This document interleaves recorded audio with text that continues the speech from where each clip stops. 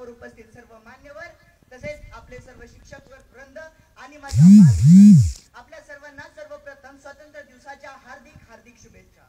मित्रांनो, 15 ऑगस्ट 1947 इतिहासाचा तो सुवर्ण दिवस ज्या दिवशी भारताला स्वातंत्र्य मिळालं। कितीतरी महापुरुषांच्या बलिदानाचं साकार झालं। महात्मा गांधी, लोकमान्य टिळक, पंडित नेहरू, वीर भगतसिंग अशा एक नाही तर कितीतरी थोर महापुरुषांनी आपल्या देशाला स्वातंत्र्य मिळवून दिलं। कितीतरी अज्ञात माणसांनी आपले प्राण गमावले। याच धर्तीवर रक्ताचे पाठ वाहत होते। खोटं नाही तर अगदी खरंय।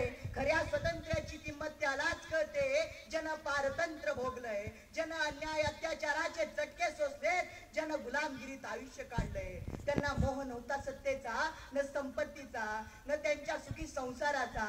त्या शूरवीरांसमोर फक्त आणि फक्त एकच ध्येय होतं आणि ते म्हणजे स्वराज्य, स्वराज्य आणि फक्त स्वराज्य। आपला भारत देश स्वराज्याच्या दिशेने पाय टाकतच होता।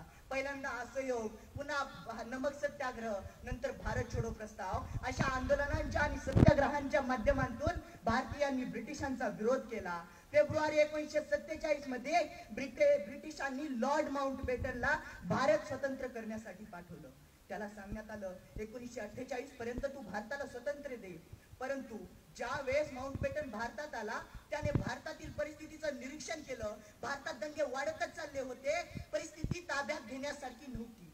लगेच ताबडतोब माउंटबॅटन आदेश जारी केला की आम्ही भारताला 15 ऑगस्ट 1947 रोजी स्वातंत्र्य देऊ। का?